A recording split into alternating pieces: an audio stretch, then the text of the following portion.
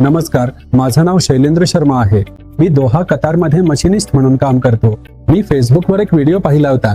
मी समीक्षा madam यांचा hair ट्रान्सप्लांटचा video पाहिला होता. तो पाहिल्यानंतर मला खूप छान वाटलं. मग मी मॅडमशी संपर्क साधला. मॅडम म्हणाल्या की एक फोटो पाठवा. फोटो पाठवल्यानंतर मॅडम म्हणाल्या की तुम्ही येऊन भेटा. मी येऊन भेटलो. मी फेब्रुवारी 2025 मध्ये ट्रान्सप्लांट केला. 8-8.5 महिने झाले आणि तुम्ही पाहू शकता माझे केस किती छान वाढले आहेत. छानही दिसत आहे. आधी तर अगदी असं वाटायचं की एकदम दुःखी उदास वाटायचं. चेहरा छान दिसत होता. अनुभव अगदी सगळ्यांचा म्हणजे स्टाफ, मॅडम आणि हेअर ट्रान्सप्लांटचे ट्रीटमेंट खूप छान आहे. मला काहीच त्रास झाला नाही. मुस्तफा हेअर ट्रान्सप्लांट नंतर 1 आठवडा थोडासा वेदना किंवा औषध वगैरे लागतात, त्यामुळे थोडा त्रास होतोच. कोणत्याही हेअर ट्रान्सप्लांट नंतर किंवा कुठलीही सर्जरी झाली तर त्याचा परिणाम होणारच.